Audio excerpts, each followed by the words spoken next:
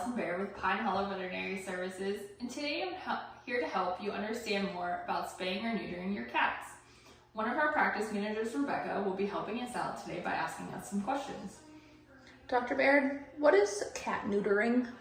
So neutering a cat is the process of removing the testicles so that they are unable to breed other females. What about spaying a cat? The process of spaying a cat is slightly more difficult because that includes removing both ovaries and the entire uterus from a female cat running herd to be enabled to be bred. How does spaying or neutering impact the health and well-being of your cat? Spaying and neutering will absolutely positively impact the health and well-being of your cats. With females especially, removing the ovaries and the uterus not only allows them not to be bred or unwanted pregnancy, eliminates the possibilities of pyometra, which is a deadly uterus infection, also takes anything like ovarian cysts and tumors off the table. In cats, same thing. Once the testicles are removed, they can no longer cause any problems with cancer or torsion, and the decrease in testosterone can lead to better health benefits down the line. How soon should you bring your cat in to see a veterinarian to get them spayed or neutered?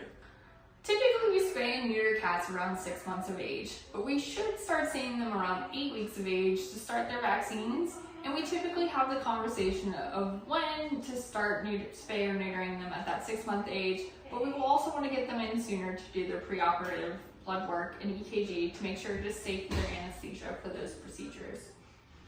How will spaying or neutering affect my cat's behavior?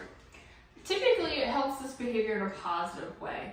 Once the ovaries are removed in our female cats, they will not display those signs of heat, which is that constant meowing, stretching, rubbing, and caterwauling all night long.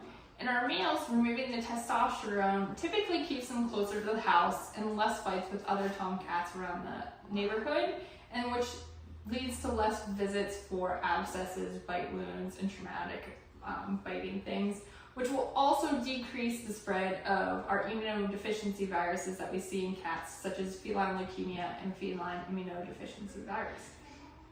How should I care for my pet before and after spaying or neutering? Before, we typically want them fasted, so we typically tell you to pull their food by 10 or midnight the night before the surgery. They can have water up until then. It's a very routine and short procedure, so while they're here, it's usually half to a whole day. Afterwards, immediately post-operatively, we want to decrease the amount of food because the anesthetics will slow their GI tract and we don't want them vomiting.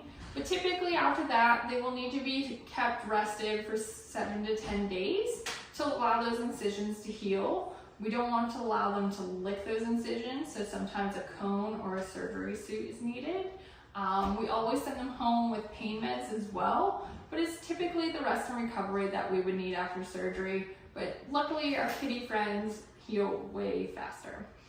So if you have any further questions or concerns on getting your cat spayed or neutered, please call any one of our 4 locations for more information.